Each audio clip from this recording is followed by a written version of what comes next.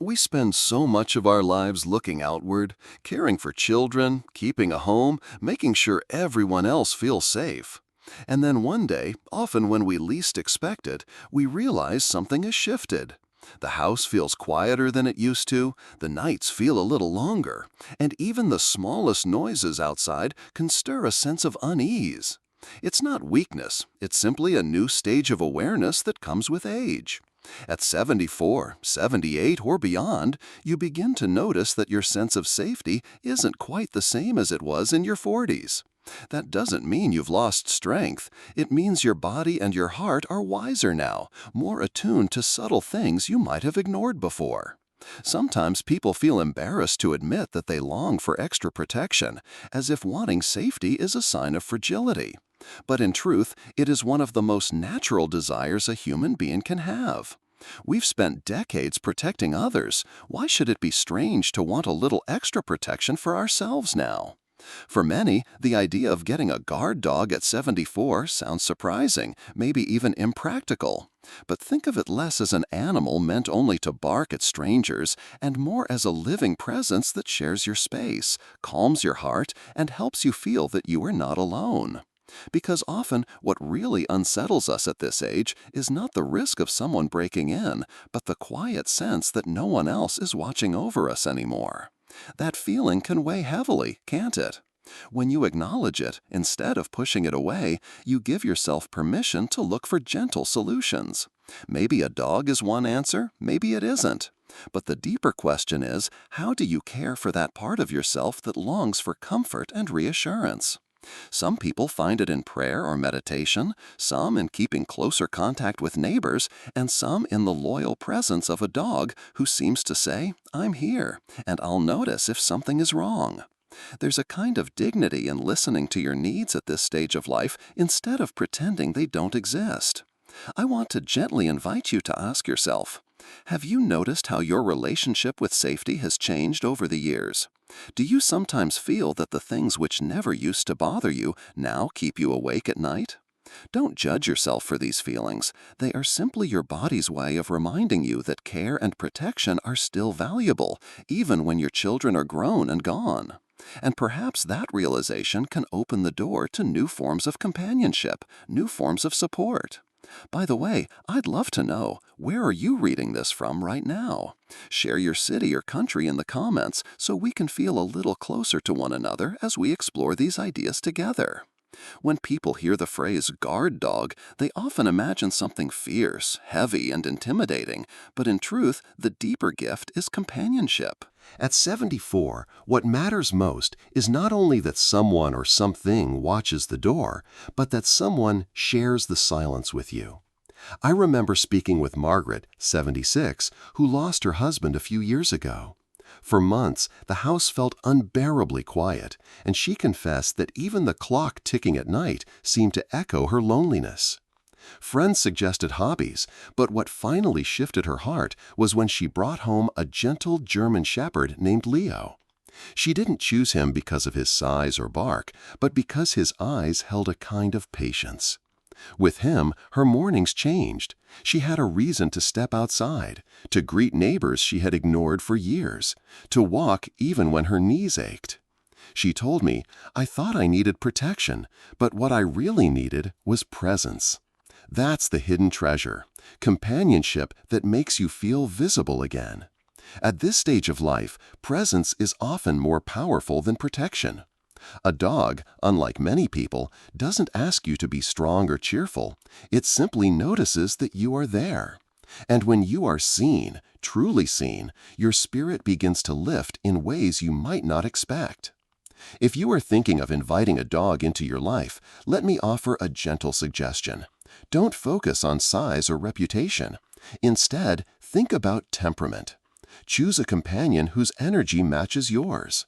A calm, steady breed often brings more comfort than an overly energetic one. Pay attention to how you feel in the dog's presence. Does your body relax, or do you feel tense? That answer will guide you more than any manual. Ask yourself softly, do I want a walking partner who nudges me outside each day? Or do I want a quiet companion who rests beside me while I read? There is no right or wrong, only what fits your life right now. The practical steps can be simple. Visit local shelters or breeders with a trusted friend. Take your time and notice the dogs that gravitate toward you naturally. Walk with them, sit quietly, see how they respond to your slower rhythm. And remember, this choice isn't about impressing anyone. It's about creating a circle of comfort in your own home. If this resonates with you, if it stirs something in your heart, make sure to subscribe so we can keep walking through these discoveries together. There's so much more to share about what these companions can bring, and I'd love to continue this journey with you. If you are thinking of inviting a dog into your life, let me offer a gentle suggestion. Don't focus on size or reputation. Instead, think about temperament. Choose a companion whose energy matches yours. A calm, steady breed often brings more comfort than an overly energetic one. Pay attention to how you feel in the dog's presence. Does your body relax, or do you feel tense? That answer will guide you more than any manual. Ask yourself softly, do I want a walking partner who nudges me outside each day? Or do I want a quiet companion who rests beside me while I read? There is no right or wrong, only what fits your life right now. The practical steps can be simple. Visit local shelters or breeders with a trusted friend. Take your time and notice the dogs that gravitate toward you naturally. Walk with them, sit quietly, see how they respond to your slower rhythm. And remember, this choice isn't about impressing anyone. It's about creating a circle of comfort in your own home. If this resonates with you, if it stirs something in your heart, make sure to subscribe so we can keep walking through these discoveries together. There's so much more to share about what these companions can bring, and I'd love to continue this journey with you. What often surprises people is how much responsibility itself can change the way your body and mind feel. At younger ages, responsibility is heavy. It's about raising children, paying bills, building careers. But later in life, responsibility can become medicine. When you wake up knowing that a living being depends on you, your nervous system responds in subtle but powerful ways. Doctors often explain it like this. Caring for a pet encourages regular movement, which stimulates blood circulation and keeps muscles from stiffening. Even short walks improve oxygen flow, which in turn supports clearer thinking and steadier balance. And then there's the effect on stress hormones. Simply stroking a dog has been shown to lower cortisol levels, calming both mind and body.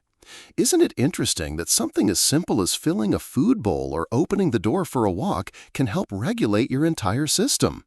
It's as if the body recognizes the rhythm of care and says, yes, this is what keeps me alive. At 40, exercise might have been about sculpting your body. At 70, it's about keeping joints fluid and your heart steady. And responsibility, gentle, daily, meaningful responsibility, becomes one of the best forms of exercise you can give yourself. Not just physical, but emotional exercise too. I've seen many older adults fall into a kind of stillness, not because they are weak, but because their days no longer demand movement. And when the day doesn't ask anything of you, it becomes easier to drift into passivity. The presence of a dog changes that. Suddenly, there is someone waiting at the door, nudging you toward the fresh air, reminding you that life still asks for your participation. Let me ask you gently, when was the last time your day had a clear structure, not because someone told you it should, but because you wanted it to? When did you last feel that your presence mattered in the flow of hours? These are not small questions. They are invitations to notice how responsibility, instead of being a burden, can return meaning to the spaces that feel empty. A dog doesn't care if you walk slowly. It doesn't care if you take the same path each morning. What matters is the bond, the steady routine that anchors both of you. And as you keep those small promises to your companion, you may notice that your body feels steadier, your mind quieter, your heart more at ease. When people imagine bringing a dog into their lives later on, they often picture long walks, big adjustments, and complicated routines. But in truth, what makes the difference is not doing more, but doing small things with consistency. The key is to begin gently, to allow new rhythms to grow into your day without forcing them. Start by creating a simple routine. Choose 1 or 2 times a day when you and your dog step outside together. It doesn't need to be long and it doesn't need to be fast. Even 5 or 10 minutes of walking, repeated daily, can awaken your muscles, stretch your lungs, and lift your spirit. Think of it less as exercise and more as a moving meditation, a time to notice the air, the colors of the trees, or the familiar houses you pass.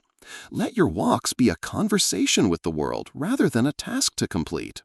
Inside your home, small preparations will make your life easier. Rugs that don't slip, spaces free of clutter, bowls placed at a height that doesn't strain your back. These details matter more than you think. Caring for your body while caring for your dog means both of you feel safe and comfortable. Training, too, doesn't have to be complicated. A handful of simple commands, sit, stay, come, will help you keep control without tension. You don't need to master everything. Your dog isn't waiting for perfection. What it longs for is your steady presence, your willingness to connect. Some people tell me they worry they won't have the energy to keep up. But energy is not demanded all at once. It grows slowly, like a candle that burns brighter when tended carefully. Each day you keep a gentle promise to walk, to feed, to share quiet company. You reinforce your own sense of purpose. And purpose is what keeps the heart strong. Ask yourself softly, how can I create one small ritual each day that makes both me and my companion feel cared for? The answer may be simpler than you expect. By choosing small, repeatable actions instead of overwhelming goals, you build a new rhythm that feels natural instead of forced. Over time, these moments become anchors in your day, reminders that even now, in this season of life, there are new bonds to form and new joys waiting in the smallest acts of care. Each day you keep a gentle promise to walk, to feed, to share quiet company. You reinforce your own sense of purpose, and purpose is what keeps the heart strong. Ask yourself softly, how can I create one small ritual each day that makes both me and my companion feel cared for? The answer may be simpler than you expect. By choosing small, repeatable actions instead of overwhelming goals, you build a new rhythm that feels natural instead of forced. Over time, these moments become anchors in your day, reminders that even now, in this season of life, there are new bonds to form and new joys waiting in the smallest acts of care. Many people hesitate at the thought of bringing a guard dog into their lives because they imagine something fierce, restless, even dangerous. There's a common picture painted in movies and stories: sharp teeth, constant barking, an animal that rules the house instead of sharing it. But the truth is far gentler and far wiser. A dog meant to live with you at this stage of life does not need to be a warrior. It needs to be a companion who balances presence with calm. The myth that protection comes only from aggression can hold us back from finding the right partner. What really protects you is not a loud bark, but the steady awareness a dog brings. The simple fact that someone else is awake when you are asleep, alert when you are resting. That awareness alone can shift the way you sleep, the way you move through your home, the way you greet each morning. A calmer dog, one who knows how to listen, creates more safety than one who startles easily or reacts without thought. And isn't that true of people as well? With age, we learn that real strength doesn't come from raising our voice, but from steady presence. It's the quiet person who notices the small details, the one who knows when to step forward and when to stay still, who often gives the deepest sense of security. At 74, 78, or 82, the same truth applies to your companions, whether human or animal. Strength is no longer measured by force, but by presence. Think of it this way: your dog doesn't need to fight off the world. It simply needs to stand beside you, reminding you that you are not facing it alone. That reminder, simple as it seems, can be enough to ease the heart and calm the mind. So let me ask you gently, what image of strength have you been carrying? Is it the image of force, or is it the quieter strength of trust, awareness, and companionship? Sometimes the greatest change we can make at this age is to let go of the old myths of how things should be and welcome the softer truths of how things actually are. If you've been thinking about adding a companion like this to your life, let this be your gentle sign. Subscribe to stay connected because we have much more to share together. And tell me in the comments, if you could choose any breed of dog right now, which one would speak to your heart?